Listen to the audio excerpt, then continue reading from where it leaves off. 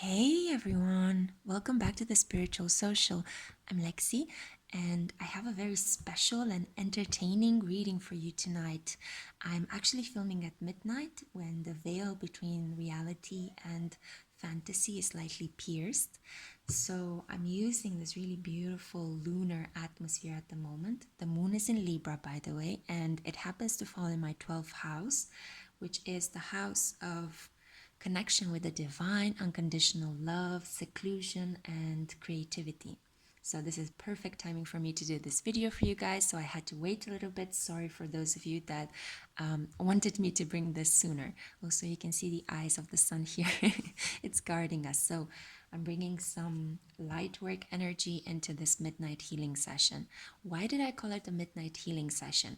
Well, this is because in the first part of this video, I'm going to show you a very practical way in which you can actually meet your shadow. And I'll explain in a second what your shadow is. It's nothing scary, guys. It's just doing some sort of really deep inner work. Because as you all know, if you are in a spiritual relationship, the more that we work on ourselves and work at making ourselves whole, the sooner we can manifest love, right? And the relationship of our dreams, whether we are in a soulmate, twin flame, or dharmic relationship, or whatever we just want to manifest. So we need some inspiration for that. Okay, so the first part of the video, I will show you this trick. And then in the second part of the video, I'm going to have a normal pick a card reading where you will have the choice between 4 different feathers. And I am going to help unravel, with the help of 2 tarot decks and the Moonology deck as well. I'm going to try to find out some information about what messages can you receive from your other self, so basically from your shadow, right? Okay, so if you're not interested in this part and this exercise, feel free to click away directly to your choice of piles. I'm going to continue now for those of you that are interested in the shadow work exercise to explain to you what this exercise consists of. So this Mercury retrograde period for me was really, really interesting because it brought to the surface a lot of knowledge that I had previously acquired. Coincidentally, it was taking place over my Mercury, and when we have a Mercury retrograde return, which kind of happened in my case, then we tend to go over a lot of information that we studied so far. And that's what happened to me. And I found out that I had read, I looked in my diary and I read a book by one of my favorite astrologers, a Jungian astrologer, Liz Green. She has written a book called Relating, and she's fantastic. She's written a book about Saturn. She has one of the best understandings of Neptune, in my view, so far. She's just a fantastic person, and she's very well known for her book, Astrology for Lovers. But in this book, Relating, I wrote down an exercise, I think 5 years ago, about how you can work with your shadow. And this is what she basically has to say. So, think of a person. Think of a person that you love or that you're having some issues with, or a person that you find it very hard to understand. Or you can even think about your twin flame or your soulmate. So just somebody that preoccupies your thoughts quite a lot, and you're trying to understand that person, you're trying to relate to that person, but there's just something that doesn't click, right? Well, Liz suggested that you write that person's qualities. So you can make, like, you take a piece of paper, you write that person's qualities to one side, and then you split the paper and you write that person's defects on the other side, yeah? So you basically have a sheet with 2 categories, qualities and defects. And you write, you are gorgeous, for example. And then you think of that person as well, and you think you are selfish, maybe. Yeah?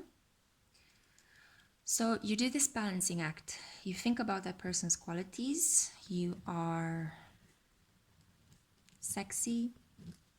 And then you also think about their defects. You are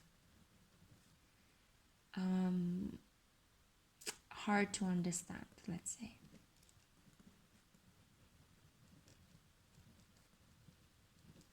let's write one more. You are clever. You are judgmental. Okay, good. So once you can fill the list, it can go on for as long as you have paper, basically. Okay, so feel free to just pour out on the piece of paper that person's qualities and that person's defects. And then this is the trick, okay? So in order for you, whoop, sorry guys, I kicked the camera.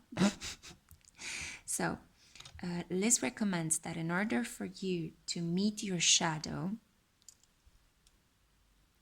what you have to do is you just basically replace all of the yous in both the qualities and in the defect session with I's. So you turn them into affirmations and you go like this. You are gorgeous. I am gorgeous. You are sexy. I am sexy. You are clever. I am clever. And this is the really interesting part. Everything that we criticize about the other person, all of a sudden becomes us. Okay? So, and this is pivotal. It's really, really important, guys. This is a moment that might trigger a lot of people. This is a moment that might provoke tears. But it's such an important exercise in self-acceptance, accepting the other and accepting yourself. So let's see how this goes. Defects. You are selfish. I am selfish. You are hard to understand. I am hard to understand. You are judgmental. I am judgmental.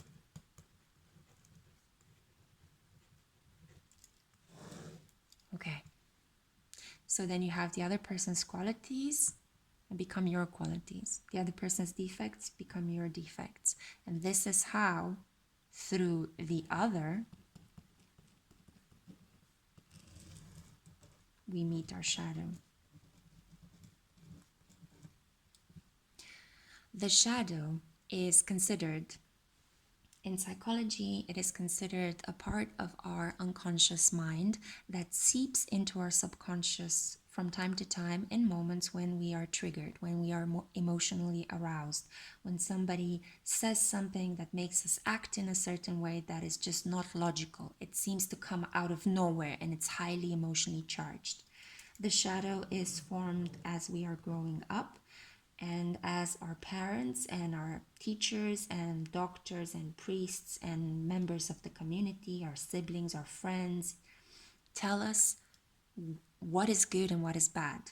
We keep what is good, so we tend to portray our qualities in society, and then our defects we tend to repress, or we tend to rationalize or deny or not show to anyone.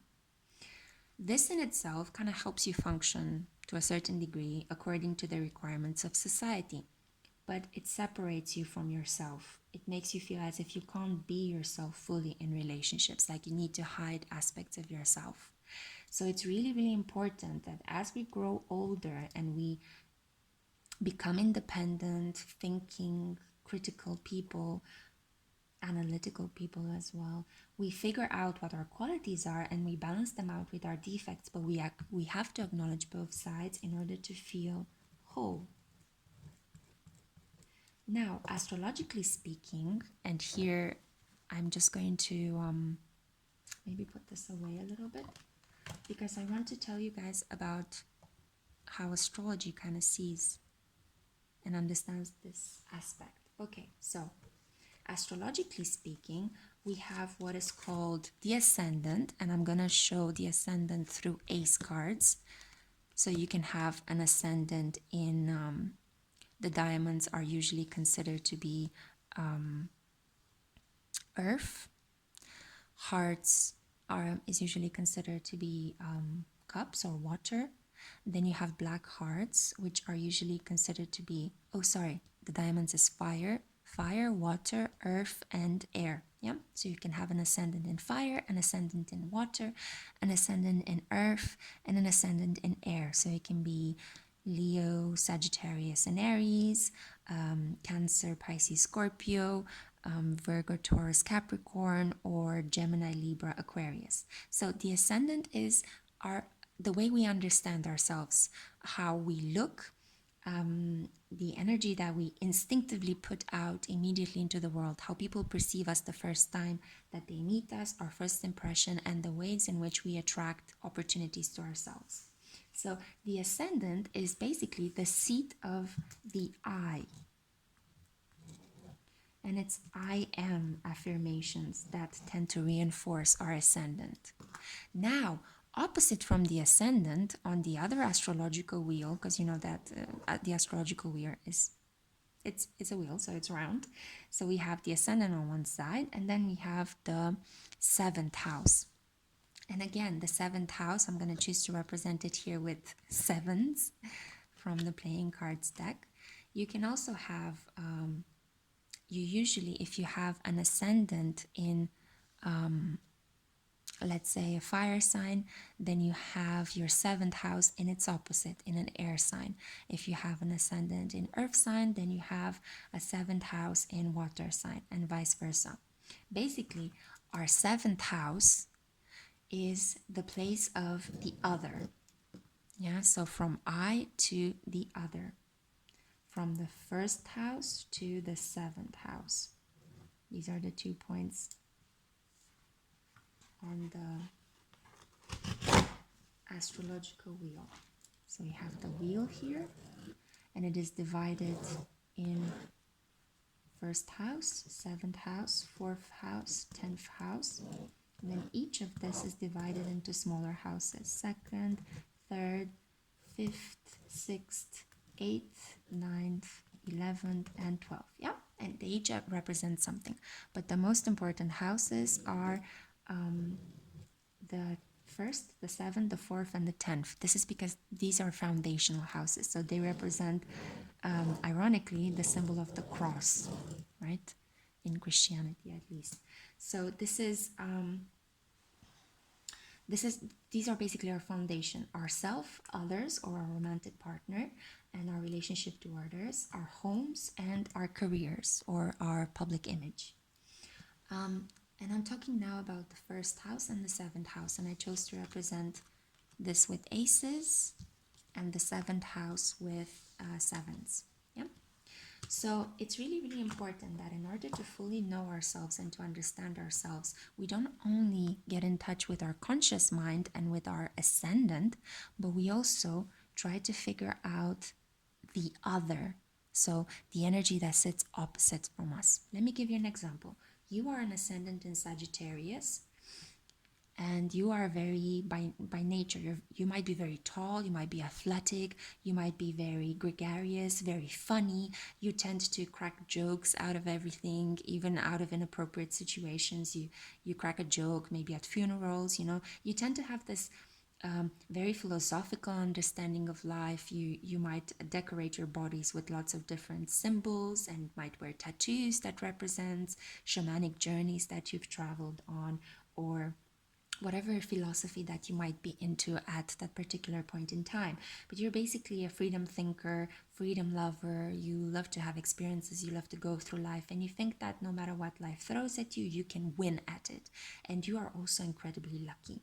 Okay, so this is what other people see first about you. So this kind of winning, optimistic, charming, tall, imposing, smart kind of personality, right? You're a centaur, basically. However, the things that you don't like about yourself, or you repress about yourself, or the things that you wouldn't normally associate yourself with, exactly your opposite, goes into your seventh house and stays there. So your seventh house, if you have ascendant in Sagittarius, your seventh house is going to be represented by Gemini. And this basically means that you don't see yourself as a small-minded thinker. You don't see yourself as being tied to a lot of chit-chatty communication. You don't see yourself as superficial. You don't see, and now I'm only listing kind of the more negative qualities of Gemini, okay? You don't see yourself as being a person that changes their mind very often. So if you have an ascendant in Sagittarius, you think of yourself as being very committed and very supportive of other people, and you would never think that you also in relationships can come across as fickle, superficial, adolescent like, irresponsible, wearing a mask, so being two-faced. That's basically, how should I say, the most common definition of Geminis is that they are two-faced. Is that one things they say today and tomorrow they're going to change their mind and say a completely different thing, and that they are never on somebody's side. They are always just moving information around. Okay, that's basically their goal. So you would have a natural dislike towards this kind of personalities because you think that you're very opposite, right? However, you are not. You have both of these energies within you, and we all have them. Let's say you're a Scorpio ascendant and you think you're very intense and that you would never be stable and boring like a Taurus, but this is your seventh house. You're repressing your seventh house. You might come across as exactly your opposite in close relations with others, in long-term committed relationships.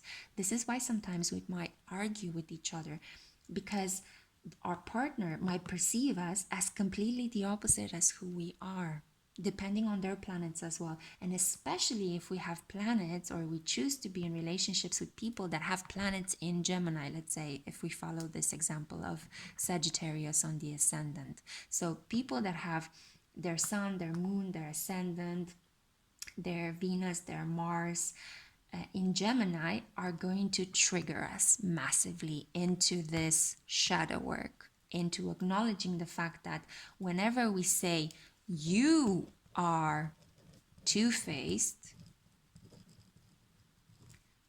it brings us back to the understanding that we also have Gemini in our chart, and therefore I am two-faced as well.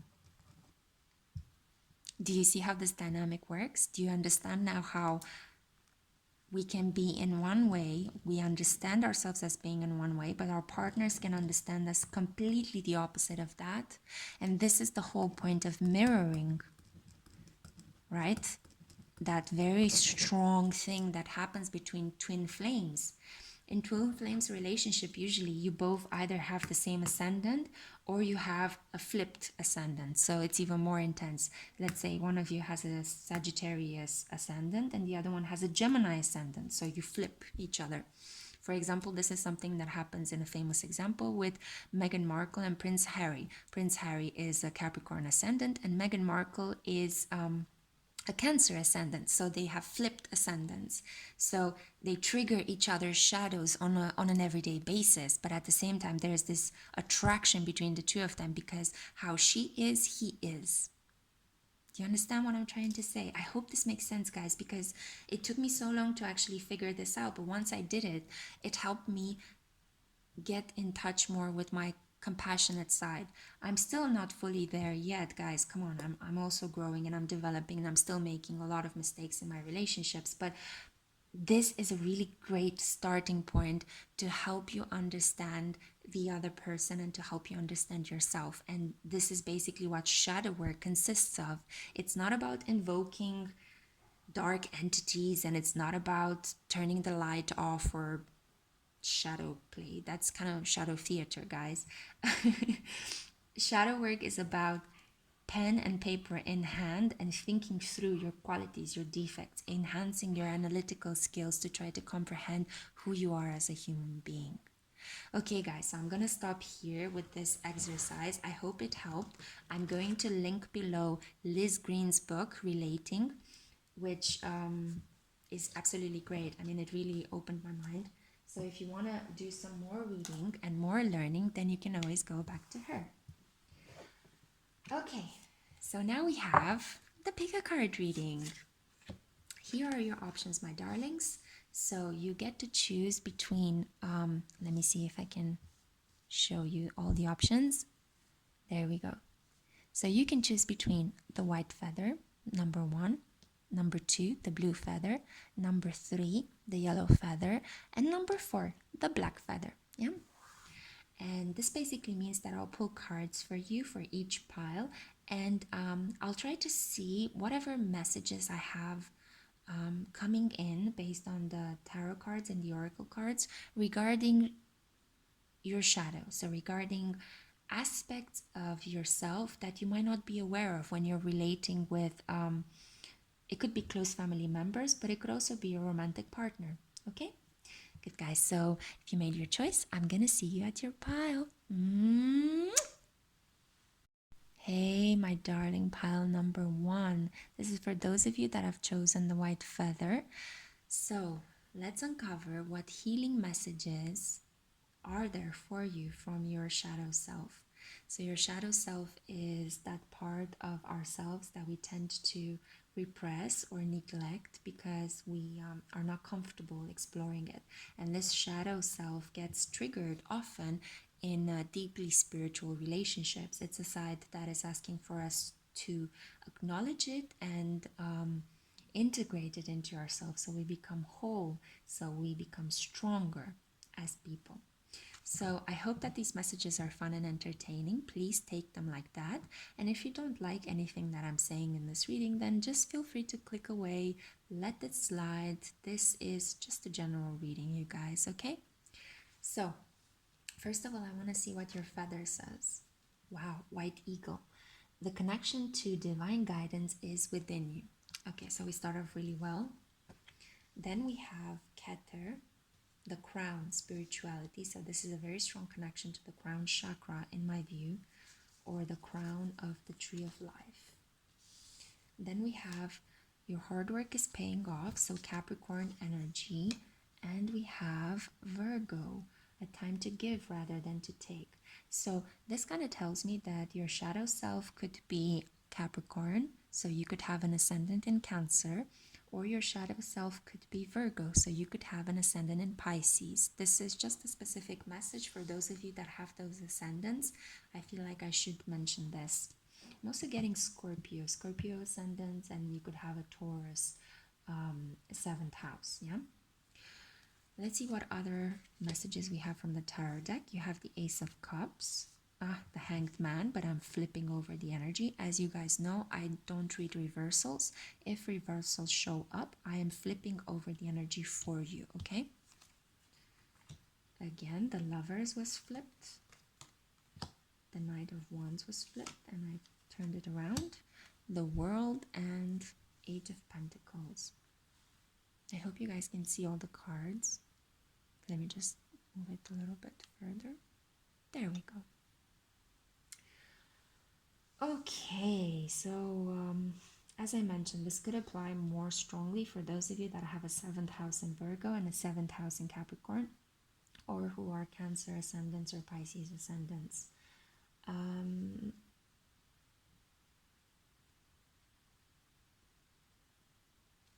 I feel like your shadow self is asking you to acknowledge the fact that you are a divine being. That you need to understand that your strong emotions are part of your spiritual development. They are not something to be repressed. They are not something to be bottled down.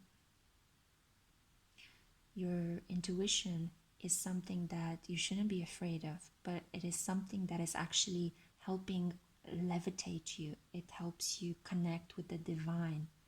I feel like there have been some signs appearing in your life, maybe some synchronicities, and you might be mistrustful of them. You might second guess yourself, second guess your intuition, second guess your decisions. You might be looking for advice from other people, something traditional, maybe something that other people have done before and it's proven to have worked, and you're looking for something similar because you don't want to make a mistake. Your shadow self is saying that you need to love that part of yourself that makes mistakes. You need to love this part of yourself that wants to connect with intuition, and maybe your intuition has maybe you were ridiculed by people in your environment. especially if you're a man. Maybe you try to follow your intuition and people in your environment ridiculed you, and they try to get you to be pragmatic and rational, but you felt the need to be emotional as well. So maybe you're repressing a little bit this emotional, intuitive side of you, this dreamy kind of side of you, in order to be seen as very practical, as dependable. But you're looking for some sort of dependability as well in other people. So you might be attracting partners that have a lot of Capricorn or Virgo placements, partners that want to partners that give you this stability and this solidity that you are not owning within yourself, because you are very powerful. You have here Ace of Cups, so this is the card of new emotional beginnings, the World, Eight of Pentacles, Knight of Wands, the Hangman, and the Lovers. You basically have three major arcanas, and to my mind, two of the best tarot cards in the deck, because I see the Ace of Cups as a really beautiful, my cup is overflowing kind of energy, this energy of I feel so, I'm just beginning on this journey of exploring my emotions. With the Knight of Wands as well, I can see that you're a passionate person, quite sexual as well. You could daydream a lot about making love and pleasing, you know, you can have sexually pleasing fantasies, but you tend to be very you tend to hold off from that. You tend to delay your pleasure. You tend to put things off for another time. Or you might have these very romantic, lush fantasies. So you're just waiting for the right person, the right time. I feel like you're this kind of person that blends romanticism with sexuality. So you don't really separate lovemaking. You know, for you it's lovemaking. You don't separate sex from emotions. And I feel like you're looking for somebody that, as I said before, you want the stability with someone, this commitment, and you keep attracting partners that can offer you this stability. But at the same time, I have a feeling that you might get bored with them, because if you disown your own sense of inner stability and you look for it in your partners, then this is what your shadow is going to show you.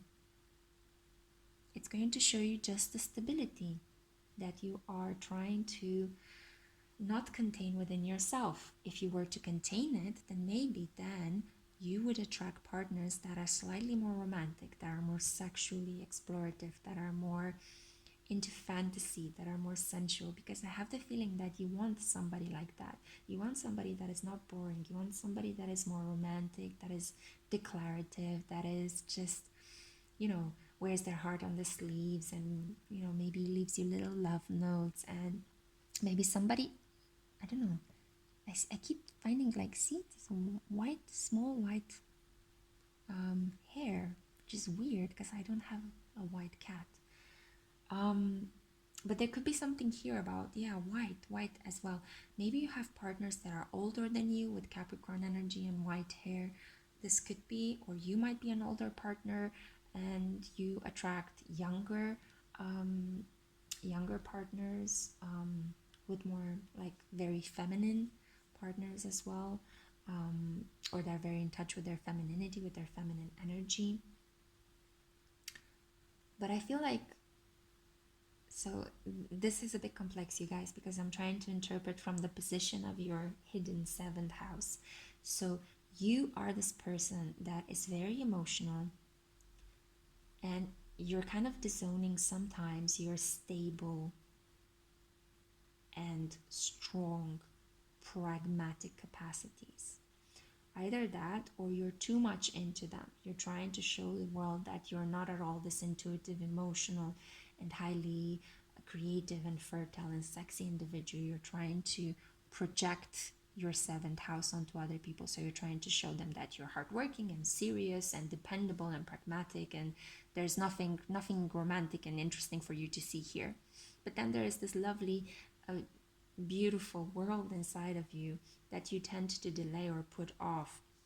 And I feel like sometimes you tend to live like a grandparent, instead of actually just going out into the world and creating memorable love stories and wearing your heart on your sleeves and being a little bit in this kind of Knight of Wands, passionate, sexy energy. So there is a tension here between exploring your romantic, erotic side, but also wanting to be seen as somebody serious, dependable, and hardworking. Um, and I think that your shadow self is just asking you to integrate that. You are a strong person, you are a stable person, you are pragmatic, but you can also be creative, you can also be romantic, you can also be a little bit more wearing your heart on your sleeve and allowing yourself to just really get into your feelings, really make decisions based on intuition, have a good cry from time to time, express your anger, in healthy ways, but express it, don't keep it all in. Tell somebody that you love them, tell somebody that you want them, you desire them, you want them around, do something really romantic. I'm thinking about, I don't know why, but I'm thinking about John Cusack. Oh god, I forgot the name of that movie. Maybe you guys can actually mention it down in the comments. But there is this famous movie in the 80s when he was very young and he played in this really romantic movie where he has this boombox, and he plays it outside of a girl's balcony. And it's an iconic scene, John Cusack with the boombox, okay? Do things like that for other people. Your shadow self is asking you, is encouraging you to just be practically romantic, pragmatically creative.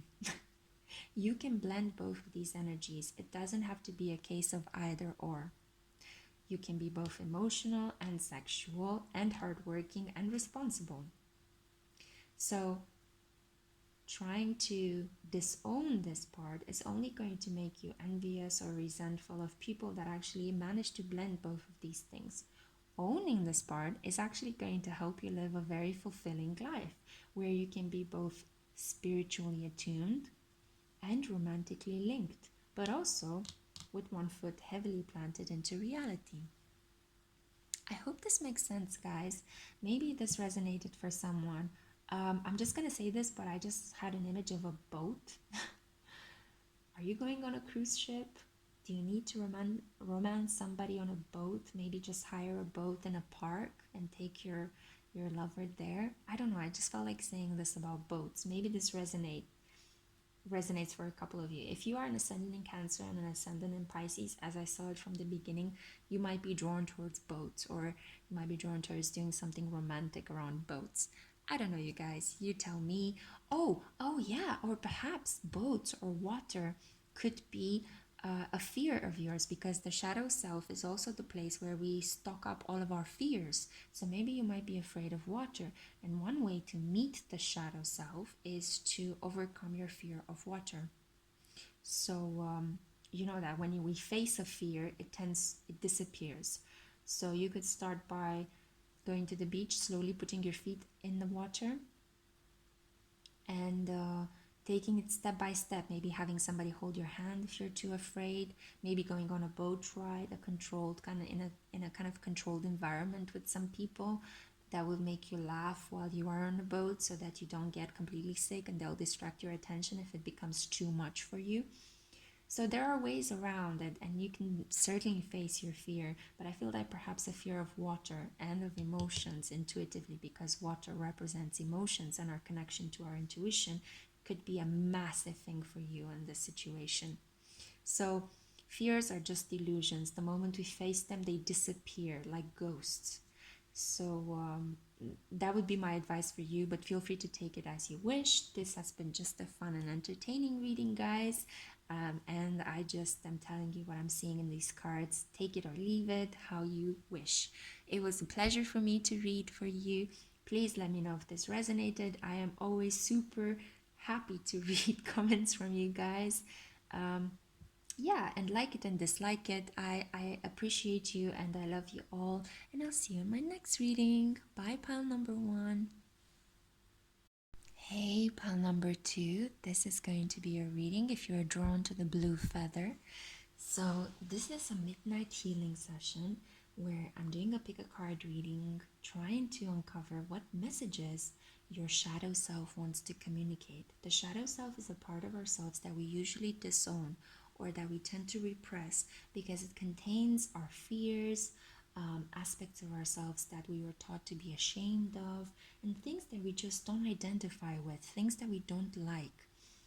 If you watch the introduction to this video, I explain a little bit more how this is connected to the ascendant, so you might want to watch that. If not, I'm just gonna go forward with your messages. So I pre-shuffled the cards so that I can just get into the message, okay?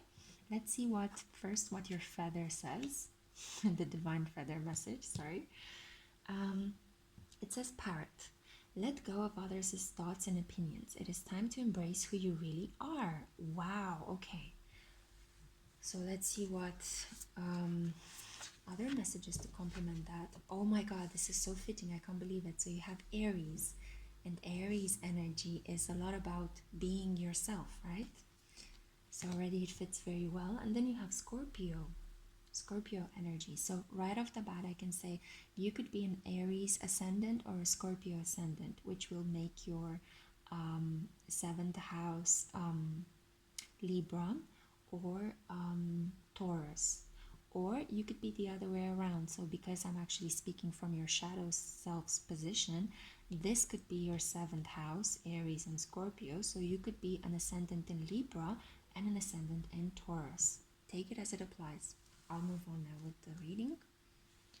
So you have here, let me just push them a bit so you can see them. You have here Yesod, root or connection.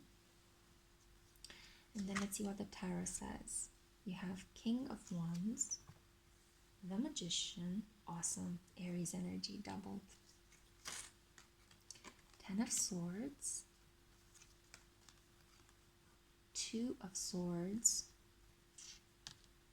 King of Wands, Three of Wands, and King of Cups. Okay, so your shadow self. I'm speaking from the position of your shadow self being an Aries or like a repressed Aries or a repressed Scorpio energy, yeah? So this basically means that you tend to not see yourself as being a person with a lot of initiative and a lot of intensity. You might think that you're somehow, okay, I'm gonna say it, victim mentality kind of shows up. So it could be that sometimes you just feel like you want to throw a pity party for yourself, which we all do, and I can completely understand. I do that a lot for myself as well. So you could feel sorry for yourself. It's like, oh, things never come to me, or I never tend to attract the people I want, or it's so hard for me to make a decision in the situation, or people just end up backstabbing me or hurting me all of the time. What can I do to change this? But here is the thing. Your shadow self is actually saying that you are very intense and you can be quite a domineering and direct individual. So in relationships with others, you might appear as if you are quite strong, quite intense. Your partners could perceive you like that, but you don't perceive yourself like that, okay? So this is where the problem appears. Your shadow self is saying that you need to stop basing your sense of self-worth on what other people are saying about you. Connect with yourself. Fully own your Aries or your Scorpio side, which is about being charismatic, being yourself, being direct, telling other people what you want, what you need, how you like it done, what you're thinking, what you want to do. Especially with Aries energy, it's all about doing, right? Active action person. Or if you have this Scorpio shadow self, then it's also a lot about control. So they're both, this is the light Mars and this is the dark Mars. I'm just realizing this now. Wow, it got me tingly a little bit. So Scorpio energy is also a lot about control, right? Also telling people how you like it done, what you think, what you feel, but it's a bit more secretive. It's not being so forward as an Aries energy would be. So in order for your connections, and especially your deeply intimate connections, to be pushed forward or fulfilled or improved, whichever stage you are at with your connections, you need to acknowledge the fact that you are a very strong manifester. You are a very strong person in terms of your sexuality, charisma, way of interacting with other people. You could be quite very much like a party person, or you could be a person that just lights up the room when they walk in. Very attractive, definitely very, very attractive. I mean, I'm just noticing this, but you have the King of Wands twice, guys. And you also have another king, King of Cups. So you're definitely very emotional, very sexual, very beautiful, but you might not perceive yourself like that. So again, these are messages from your shadow self, the part that we tend to disown. You might see yourself as a very stable, very logical, very practical, very proper person, especially if you have a Libra ascendant or a Taurus ascendant, because you're ruled by Venus. So you tend to see yourself in a very like harmonious way or a harmonious light.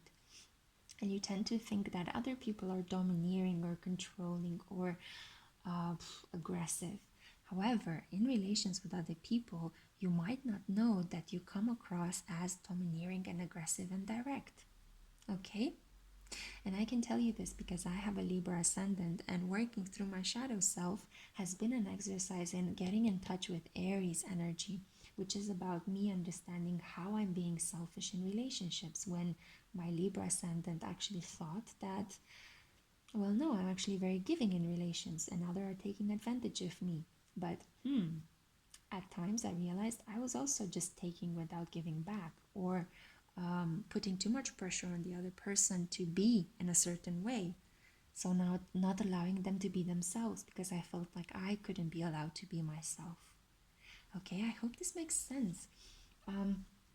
Another aspect here could be about your shadow self, that you like to spend some time in indecision because you are afraid to make a decision due to the fact that you're protecting your heart. But your shadow self is just saying, just go for it, just manifest, people, just go. Launch yourself head first into situations, take a risk. You're not going to regret it. You are a master. I mean, you have so much king, king, king. Even if you're a woman watching this, you have a lot of male energy, or you come across as very strong and very masculine in relation to others. So your connections, you might draw towards you very masculine men, but you also might be quite masculine in your relation to others. So let's say with a Libra ascendant or a Taurus ascendant, you might be very good looking, okay? This is usually the case. And what happens is that you tend to disown this dominant, powerful, controlling kind of side from you, and you tend to attract partners that are very like, bodybuilders or athletes or bouncers, or I don't know, cartel leaders or something like that, like kind of dangerous, kind of bad boys, men with muscles, men that look aggressive, direct, and they get what they want. But if you own that side of yourself and you realize that this is energy that is also within you, you might then change the type of partners you attract, and you might come closer to attract somebody that is more in tune with either your ascendant, so more refined people, or people that are still vibrating on this energy of being direct and sexy, but they won't be so over the top. It's like they won't try to teach you a lesson anymore. You know that you have these aspects integrated within yourself, so you acknowledge your shadow and you take it into your ascendant and your own consciousness. You bring it to light, so to say, you air it. And then your partners are not going to teach you lessons. They're just going to come into your life attracted by this energy that you emanate, so you're just going to have fun. I hope this makes sense. But definitely, yeah, victim mentality is not helping you at all, because you are not at all a victim. You are a powerful creator. You co-create with spirit, I think, on a daily basis. Especially if you have Venus, Venusian energy on your ascendant. It's like you just pull people in all of the time. And maybe that's where the Scorpio and the Aries shadow self might come out, in the way in which you tend to erect strong boundaries around people in order to protect yourself from everybody wanting something of you, a piece of you, wanting to sleep with you, or wanting your time and your attention. And sometimes you're just like, enough. And I say this in the best possible way, but it's also kind of funny, like I imagine this prince or princess going like, oh, all these people in my hair all the time. um, you know, that you could sometimes be a little bit like, because you're so attractive and charming and you tend to pull a lot of people into you, you also need to erect strong boundaries to separate people from you. But you can do this with compassion, you can do this with charm, and if you have to, yeah, you can do it by being a bit more direct and a bit more cutthroat. But I hope this is not the situation for the majority of you. Okay, pile number 2, I feel like I should stop there. I hope that this was a fun and entertaining message. I certainly intended it to be so. If nothing of this resonated with you, then just click away and let it slide, or feel free to choose another pile. This was, yeah, just something that I thought would be interesting and fun. I did this exercise on myself earlier and I really enjoyed it. It brought a lot to my awareness and I had fun. So I hope I was able to do the same for you today. Okay guys, this is all I had for you in this video. I am so looking forward to seeing you in my next video. Kisses, bye! Hello pile 3, this is for those of you that were drawn to the yellow feather. So I pre-shuffled the cards for you so I can just get into your message. And I just wanted to say that this reading is going to be about messages from your shadow self. Our shadow self is usually, if you skipped over the introduction, I'm just going to briefly say that it is the part of ourselves that we tend to repress or neglect or discard. It contains our fears, it contains everything that we don't like about other people and the world in general, but it's also a really strong part of ourselves. So the more we work on integrating our shadow self, the more whole we would feel, and the more we are able to be compassionate with others and to have stronger, more spiritually enriching relationships. Okay, so this is going to be a fun and hopefully, healing as well. Pick a card reading, and just bear in mind this is a general reading, so if the messages don't resonate or if you don't like what I say in this, I don't know what I'm gonna say, so I'm just gonna, everything I do is spontaneous. So if you don't like any of the messages, either choose a different pile because maybe you were drawn by the color rather than by your gut, or just let the messages slide. Maybe this was not something for you at this time, okay? But if it is something for you, then let me know down in the comments. Okay, so I'm just gonna move now and see what messages you have. So what is your shadow self trying to tell you? Oh, I should also flip the feather. So you have Azrael, Angel of Death. Ooh, very strong, but don't worry, I'm gonna interpret it. And then you have Canary. Step forward now and sing your song. There is power in finding your voice. Oh, beautiful. Oh my god, I just realized now that I actually pulled 2 angel cards for you. So you also have Chokma, Right Eye of Wisdom. And we have Sagittarius energy and Leo energy. So right off the bat, I can tell that if your 7th house, so your shadow house in astrology, the 7th house represents the other and our shadow. So you could have an ascendant in Gemini or an ascendant in Aquarius, okay? And that means that your 7th house is Sagittarius energy, and your with Aquarius ascendant, your 7th house is Leo energy. Or your partner could have those elements. Take it as it applies. Then you have the Emperor. The Hanged Man came in reverse, but I flipped the energy. If you guys watch my videos, you're familiar with the fact that I don't read reversals. I flip the energy when it comes out. I don't appreciate stagnant energy in that way. It's just one of my quirks. 9 of Pentacles, Ace of Pentacles, the Sun, and I'm flipping the energy over for you. I'm unlocking this. Okay. And you also have, I hope you can see them, guys. Yeah. You have Temperance, 10 of Swords, and I'm flipping the energy.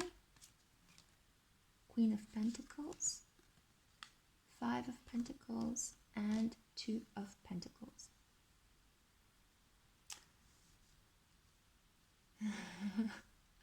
You might be afraid of abundance. I think this is the message that comes very clearly out. And as I was shuffling the cards, flipping, as I was shuffling the cards, um, yeah, I had this intuitive feeling of prosperity, a block in prosperity, a block in abundance. You might be afraid of just simply letting loose and letting go and taking bold risks and, yeah, just being like a passionate, fiery individual that makes decisions based on how they're feeling sometimes, not also on how they're thinking, not only on how they're thinking. Especially if you have a Gemini ascendant or an Aquarius ascendant, you're very brainy and intelligent. You like to take others' feelings into account, and you are quite sociable. But you tend to rely more on logic than on excitement or fiery, passionate ideas. Or you also don't tend to like have lots of romantic conquests. You might even think that physically extending your energy it could be a little bit disgusting, so to say. I don't know, I just felt like saying that. Maybe it resonates for a couple of you. But this could lead to a lot of stagnation in your life. So you might be a person that is overly logical. You might come across sometimes as quite cold. So you might attract partners that are a little bit rambunctious, that are risk takers, that are quite fiery. And you might feel that this is something bizarre, that this is something that doesn't blend with you or gel with you. But as I've mentioned in the other piles, the seventh house is an energy that resides within us. So what we criticize or what repels us is also something that exists within us. And the stronger it repels us, the more we need to integrate that part in our consciousness. Because in the astrological wheel, we all have the energies of the astrological wheel. It's just that some have different placements than others. So some houses are more emphasized than others. I feel like you're a person that, as I said, just wants to have their balanced self. You tend to put a lot of things, you tend to balance a lot of things out before you make a decision. And I feel like you're very focused on your career, on growing your money. Yeah, it's a lot about coins energy, right? Coins energy. But I think this is also representing the Hanged Man and the Two of Pentacles. You tend to overthink situations with the Ten of Swords here. You tend to overthink them until all the passion and the emotions kind of goes away. You kind of drain them of emotions, and this is how I interpret this Death card. You are wise beyond your years and your age. You could be also a forward thinker. You could be so intelligent that, what they say, that intelligent people have very few friends because they find it very hard to fit in. So you could have all of those aspects within you, especially with an Aquarius ascendant. You might be odd looking, or you might like to dress in original ways, or you might like to spend countless hours reading or researching. So not partying or going out and meeting people and getting to know them or shopping. So yeah, there is this energy here that you're not really into the party life if you have Sagittarius or Leo as your shadow self. But I feel like a part of you, because if you don't acknowledge your shadow self, it tends to grow and grow. So I feel with the sun energy as well, this is like you could allow yourself to be more childlike, more playful, a little bit irresponsible sometimes. Have fun, be a bit, put your foot in the mouth. You don't have to be so polite, so considerate all the time. Sing your song, empower yourself, step forward, be bold, be brave, take a risk, do something completely unplanned. You don't have to take into account all the time proper communication and the proper way to look and to act and to feel and what to say. I feel like you might be a person that plays a lot of weight on decorum, how people dress, how they look. It's really important to you. With temperance as well, you might really like people that are very well put together, that are very sweet and have their shit together, their proverbial shit together, and are quite cute, cute in like a sweet, cuddly kind of way, not in a powerfully sexy, overwhelming kind of way. So yeah, I feel like your shadow self is this bright, larger than life, expansive, traveling kind of gypsy personality. And you tend to completely push that aside because your energy is much more the elegant thinker that builds slowly its empire. The person that takes into account other people's opinions because they want to be liked by others, they want to fit in and integrate themselves into large groups. Um, but this also leaves you in situations where you tend to forego your needs, your passions, and your desires. And your shadow self is saying, stop repressing those. You need to bring those to light. You need to find a way to integrate the way in which you come across as being very sociable and very rational and considerate with your needs, your desires, your passions, the fire in your loins, your playfulness, you know, your capacity to be a little bit mad sometimes, mad and glad. That's kind of like Sagittarius energy, you know.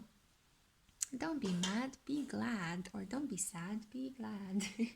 It's kind of the energy there. So not thinking so much all the time, but taking a risk, saying something silly sometimes, you know, cracking a joke, being a bit more out there with your energy. So this is basically what I see for you, pile number 3.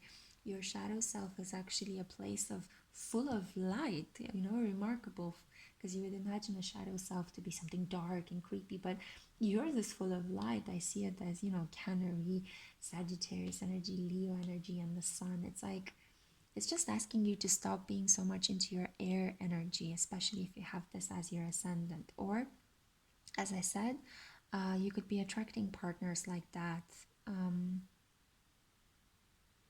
Or this could be about your partner. So your partner might be more logical and you could be the more childlike, playful energy. Take it as it applies. As I said, energy is very hard to box in. I'm reading here for a vast majority of you, and this is a general reading, guys.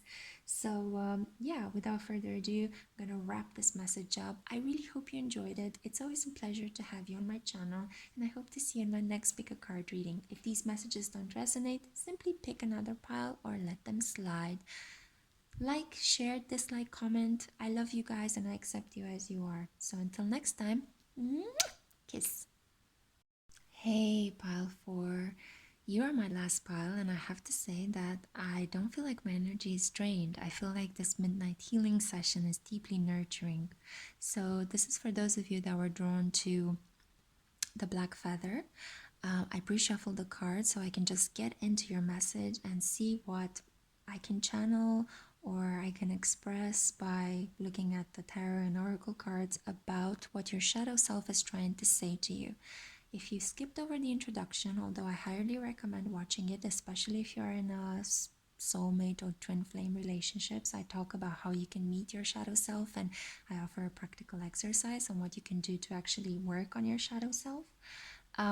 If you skipped over that introduction and you're just here for the pick a card reading, then the shadow self, just very briefly, is that part of ourself that we tend to repress. It's like a junkyard of the things that we don't like about ourselves and about others.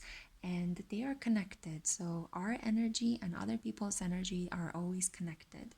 And the more we can understand this, the more we can feel better, fuller, stronger, and the easier we can manifest and have more harmonious, fulfilling relationships with others where we can quickly co-create and bring into existence things that we desire, right?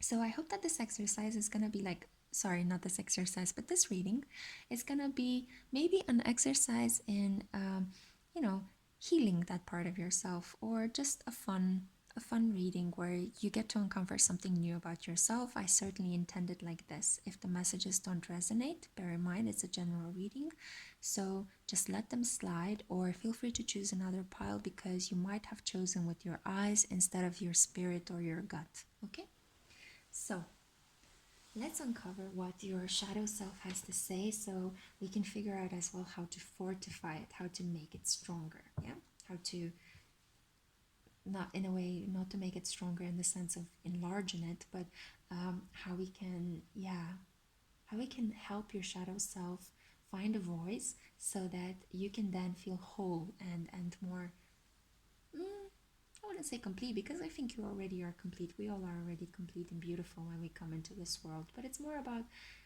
healing those parts of ourselves that we tend to separate ourselves from because of how we were brought up or because of our culture and other social norms. I think this was a particular message for some of you out there. Okay, so let's see. Okay, you got Raziel, Angel of Mysteries. And I did this with the third pile as well. So first I wanted to flip the feather. You got Blackbird. The magical and unique qualities of your untapped potential are unfolding now. Together with Raziel, Angel of Mysteries, this is telling me already that this is about kind of really deep shadow work, or you might have a very deep shadow. Let's see. Aquarius energy, so we have here show the world the real you, and Taurus energy. Okay, this makes sense. So with Aquarius and Taurus, I take this as being the energies of your shadow or your seventh house. Again, in the introduction, I clarify a bit more what is the connection between our ascendant and the seventh house. But basically, this means that you might have an ascendant in the opposite sign of Aquarius is Leo, or an ascendant in Scorpio. So this means that your seventh house, or the energy of the other, of your opposite, is, if you have an ascendant in Leo, then your seventh house is Aquarius. If you have an ascendant in Scorpio, then your seventh house is Taurus. And this is your shadow, the Aquarius and the Taurus houses, which I'll clarify in a second. Let's see what other cards you got. You got the King of Cups, which I'm going to flip for you.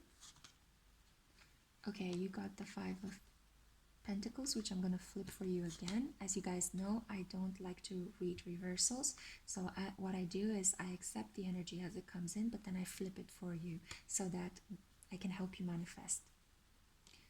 Wheel of Fortune flipped again. Ooh, a lot of blocks. Four of Wands, and yeah, almost flipped, but we saved it in time. So I sense a lot of blocks already. The shadow is deep. It's really deep. Seven of Cups, and as I said this, the card of illusions comes up. Page of Cups.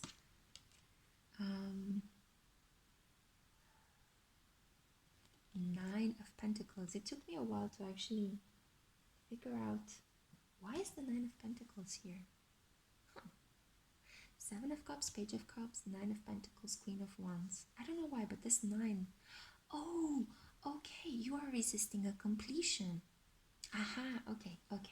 So, I love it when this happens. You see, like every obstacle, every challenge that we have is actually just pushing us forwards. It's an exercise in overcoming our boundaries. So, if you have a Leo ascendant or a Scorpio ascendant, which I see very strongly with your shadow house being Aquarius and Taurus energy, there is a lot of deeply, like a deep repression here about not wanting to move forward with your energy, sticking to your beliefs in the Aquarius case, or to your material, stable financial situation. If you have an ascendant in Leo, then you're very charismatic, a very beautiful, gorgeous person. You tend to attract a lot of people towards you. You tend to be the life of the party. And you don't like wallflowers. You don't like people that isolate themselves from society for long periods of time to do research, which is what an Aquarius would do. Or you don't like people that are just not great at cracking jokes and entertaining everyone.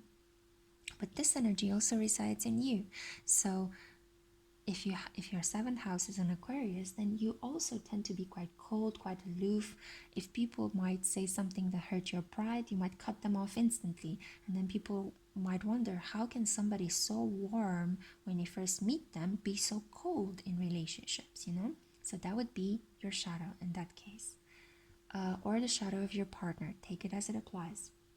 In the other case, with the Scorpio and Taurus energy, you might come across as really mysterious, right? You might come across as a person that is always like, do things but don't tell anyone, you know? That song by Queen of Stone Age, whatever you do, don't tell anyone, whatever you say. Okay, so that's the song for you. If you have a Scorpio ascendant, then your seventh house is actually it's really interesting because you have a very strong shadow. You come across as super beautiful, as super alluring, as super stable, but you might not think that about yourself. You think that you're an agent of chaos, you think that there is something wrong with you, you tend to focus on, obsess on your faults and how people have wronged you in the past, but actually you come across as somebody that is very stable, very grounded, has their shit together. You're just, a powerhouse. And you might also tend to, when you get jealous or you get insecure, you might tend to stampede over other people's opinions. So you need to watch out for that. That is your shadow self that you need to embrace and integrate and love and cuddle to your chest. Because Taurus energy, as much as it might piss you off when you see it in other people, you might think that other people are materialistic and they're boring and they never change, they never learn, they're very stubborn. But this is also part of you, right? Because especially if you have an ascendant in Scorpio, that is your seventh house. That is how other people perceive you in relations. So again, I'm trying, this is a bit complex, guys, because I'm trying to perceive it from the opposite side of your ascendant. But the energies that I see here is two very stable, very fixed energy, fixed air and fixed earth. So there is a case here about being stubborn, about being cold and cutting people off or stampeding over them, bulldozing over them, or just not liking them and cutting off with them because they don't agree with your opinions. The shadow runs really deep and it's connected to a low sense of self-worth or insecurities. I think it's more, I think Wheel of Fortune and Five of Pentacles, do you see how similar these people are and how most of the people in these photos have their heads covered? It's almost as if you're trying to block a connection to your crown chakra, your connection to the divine. It's almost as if, see, you're not tapping into your full potential. You tend to allow these insecurities to come up, and then your shadow self takes over, cuts people off, or stampedes over them by being stubborn and controlling sometimes. I'm sorry, but we all have that as well. I know I can be very controlling in my relations as well. And then this comes from a place of you not really seeing yourself as a person that can fully trust in life. A person that is the divine bull that spins the wheel of fortune, or one of the most sublime angels that actually spreads knowledge and nurtures others. Aquarius is the water bearer, the one that spreads knowledge towards the masses and nurtures them, right? And helps humanity leap forward, progress. So sometimes because you don't integrate these energies into yourself and you see them as being different from you, you tend to cut off your connection to your crown chakra. You tend to cover your head. You tend to block your connection to the divine. You might not believe in the divine. You might think it's a fiction, a fairy tale, or you might think that all you can rely on in this lifetime is yourself, is what you do, is the people that you know. And being Leo ascendant and a Scorpio ascendant, you have a very strong personality that can manifest a lot of power. So you learn to rely on yourself mostly.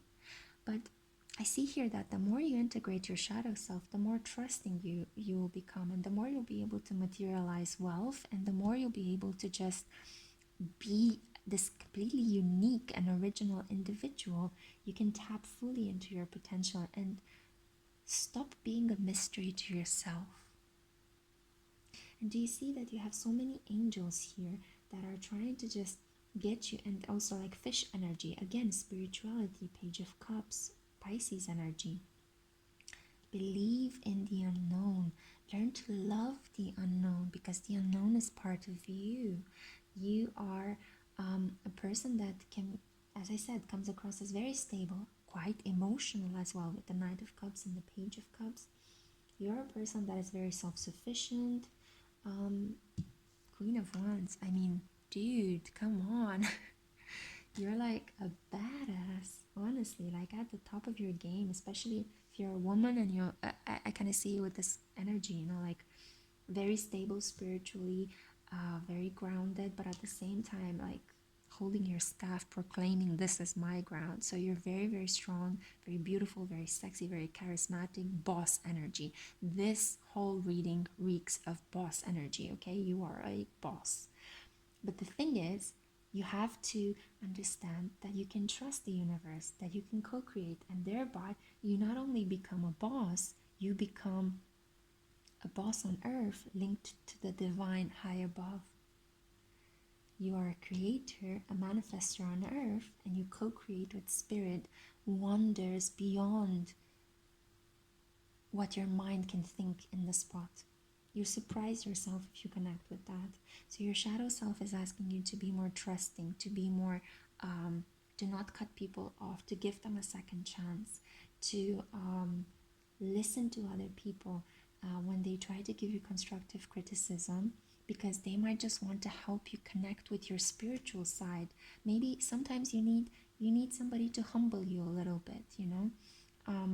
That doesn't mean that they want to criticize you and to steal from your power to control you. They might just let you know that, hey, you might be crossing somebody's boundaries, or hey, you might be a bit too aloof in the situation. So if you're able to trust in other people's advice, and if you're able to just understand that things are happening for you, not against you, then I see you actually unlocking like a really beautiful potential. This potential of just understanding that there is something magical happening, that it's not just it's not just you against the world, it's the world for you, the world existing with you, in relation to you.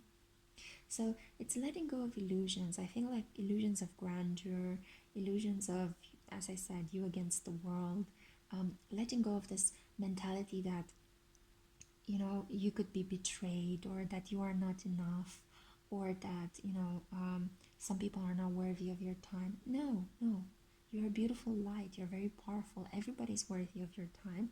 Obviously, settle healthy boundaries where you have to, because you also have to take care of yourself. But don't be so quick to judge or dismiss others, because these energies exist within you. The energies that you want to repel are actually part of yourself. So it's almost as if you're repelling yourself. The more you understand them, the more you're able to bring them into yourself, become whole, become stronger, and even connect yourself to the higher realm, to the divine, to spirit, which I only see it as enhancing your capacities in whatever area of life. I see it as well improving your personal and intimate relationships way beyond your understanding at the moment. So the more you trust, the more you allow, the more you let people come into your life. I think there was a quote that once made me think a lot about my own trusting issues, because I have trust issues as well, so I can completely understand this energy. The quote was about let go of thinking that people try to control you, and just come into your divine power. You know, don't give your power away. Keep it, nurture it, feel it. And when you understand that nobody is able to take away from you, no matter what they say, no matter what they do, you still remain yourself. If other people want to be assholes, let them. Don't try to control them. Don't try to tell them what to do. You are a beautiful person. You could just, and a powerful person. You could just, for example, give them a wise counsel if you feel like it, and maybe just let them know, hey, you know, this is not okay. But it would be great if you were to tap into this transformative power and understand that, how should I say, because it's quite complex. So it's about you help transform other people through the power of your own example. The more you love yourself, the less anxious you are, the less jealous and controlling and into your delusions of grandeur you are, especially if you have a Leo ascendant and a Scorpio ascendant, super powerful signs, very strong. Then the more other people are going to learn from you by example. You don't have to control people. You don't have to tell them what to do. People are naturally going to gravitate towards you because you'll be this powerhouse exuding confidence and stability and sexuality, raw sexuality, right? So the more you do that, the more people are naturally going to gravitate towards you, and you can use compassion. You can teach them through compassion. You can teach them through the power of your own example, rather than try to control them by telling them what to do, what to wear, what to say. You know, I hope that this makes sense. It's quite deep, and it's quite hard for me to put into words in the middle of the night, but I just hope it makes sense, and it comes from my heart. So I hope it makes sense, and I hope, yeah, I hope it resonates somehow. But basically, you are this really bright, beautiful light. Even if you have a Scorpio ascendant, you're still this bright light. I mean, Scorpio is usually associated, Scorpions are creatures that live mostly in hot climates, you know, in Mexico, in Arabia, so like in places in the desert. And Leos as well. I mean, you live in the savannah, right, as a Leo. So it's a lot about being a hot light. Like I see you like Antares, you know, this bright, gorgeous red star in the center of Scorpio galaxy. Um, so you naturally attract a lot of people towards you. Yeah, and I feel like I should stop there. I don't feel like I have any more um, things to say. Yeah. Ooh. Yeah, this felt a little bit like a lot of energy was poured into it. This goes really deep. The shadow goes really deep. So I think that the more you are able to get in touch with your shadow, to nurture it and to love it, the better it's going to be. Okay. Okay. Okay, Paula, before this is the message that I had for you. Um, yeah, I hope to see you again in my next readings. If this didn't resonate, simply let it slide. There will be other messages in other piles or in other readings for you to uncover. Yeah, that's all I had to say. And I'll see you guys in my next pick a card reading. Ciao.